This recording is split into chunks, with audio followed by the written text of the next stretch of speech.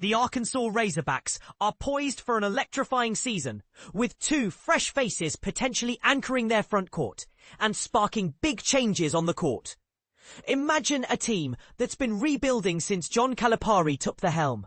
And now, with the addition of transfer forwards Malique, Ewin and Pringle, the Arkansas men's basketball squad is buzzing with potential. These guys stole the show during an unofficial intra-squad scrimmage in Hot Springs last Sunday.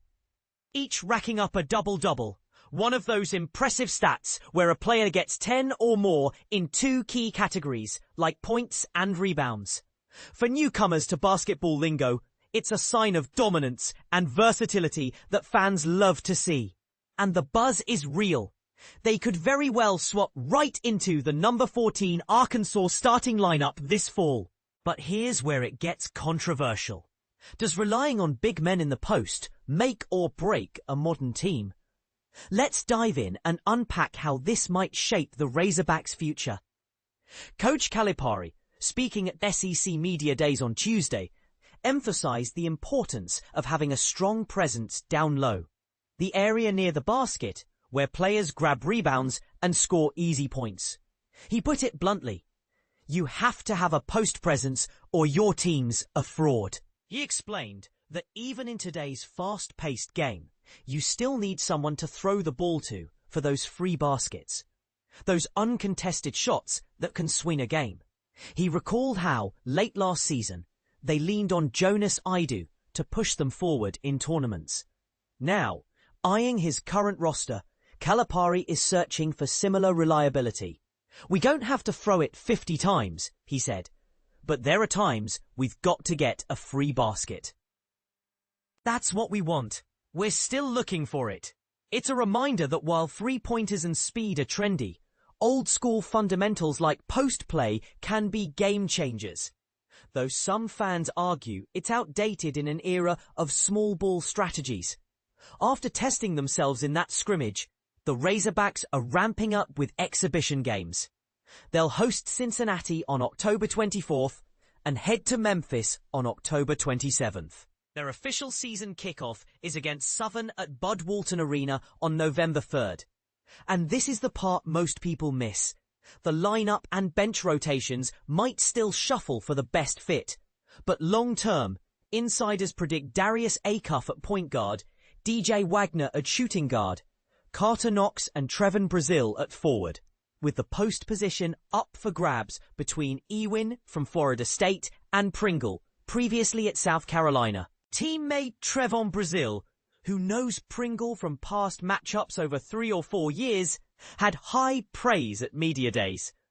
I'm familiar with his game, and he's expanded it since joining us at Arkansas. We know he's going to bring elite rebounding, physical presence, and toughness. Brazile didn't hold back on Ewin either, calling him as skilled as anybody I've ever played with. He highlighted Ewin's court vision, passing, and scoring ability, hinting at a formidable front court combo this year. Diving deeper into the roster, Wagner, a junior, and Knox, a sophomore, share ties to Calipari from his Kentucky days. Wagner played his freshman year with the Wildcats before following his coach through the transfer portal to Arkansas, a process where players can switch schools freely, adding excitement and unpredictability to college hoops. Knox shifted his commitment to Arkansas during high school. Brazile was already in Fayetteville when Calipari arrived. And Acuff, a freshman, is a star recruit, ranked number 7 overall by ESPN, and the top point guard in the class. He's set to take over for Boogie Fland, who battled injuries last season, and moved to Florida via the portal. It's fascinating how these connections create a web of talent, but it also sparks debate. Is the transfer portal ruining or revolutionizing college basketball by allowing coaches to build instant chemistry? Speaking of shifts, other Kentucky links have moved on. Knox flipped his initial commitment. Forward Zvonimir Ivisic transferred to Illinois, and Adu Fierro was drafted in the NBA's second round. Brazile filled a starting role for the final 9 games after Fierro's knee injury last year, proving depth is crucial. If injuries strike again, Arkansas has backups like sophomore Billy Richmond, who flipped his high school commitment to the Hogs, and could support Knox, who became a 43% three-point shooter in the season's second half. Wagner expressed excitement about the returning players, from Karter to Billy and TB Trevon Brazile, and the new additions, saying, "I'm very excited for all the guys who returned. They're all great players, and I'm happy I get to share the court with them again for another year. I think we're going to have a great year with the new guys as well, and I'm very excited to share the court with them for the first time."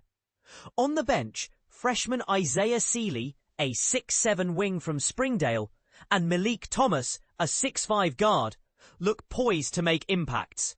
Sealy, ESPN's top-rated player in Arkansas last year, dropped 14 points and grabbed 5 rebounds in the scrimmage.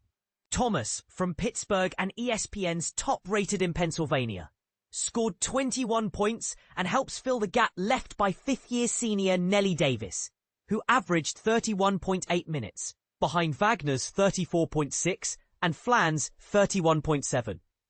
Thomas even played in the Overtime Elite League in Georgia, bringing pro-level experience.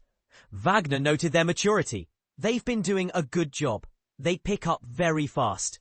You wouldn't even think they were freshmen, the way they act, how mature they are, and the way they play. They are not your normal freshmen. They've been making it easy for all of us."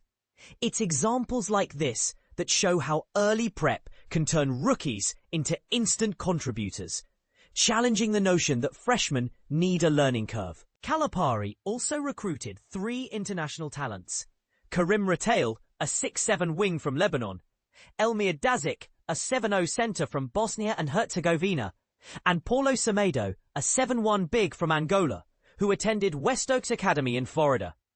Retail missed the scrimmage due to a summer back injury, while the centers combined for just 5 points. Semedo, ranked number 50 in the 2025 class by ESPN, brings unique height but might not see much action unless the frontcourt faces health issues.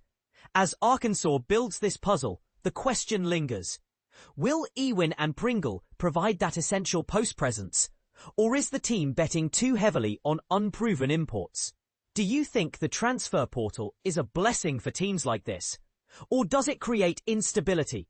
Share your thoughts in the comments. Do you agree with Calipari's take on post-play, or is it time for college basketball to evolve beyond it? We'd love to hear your take.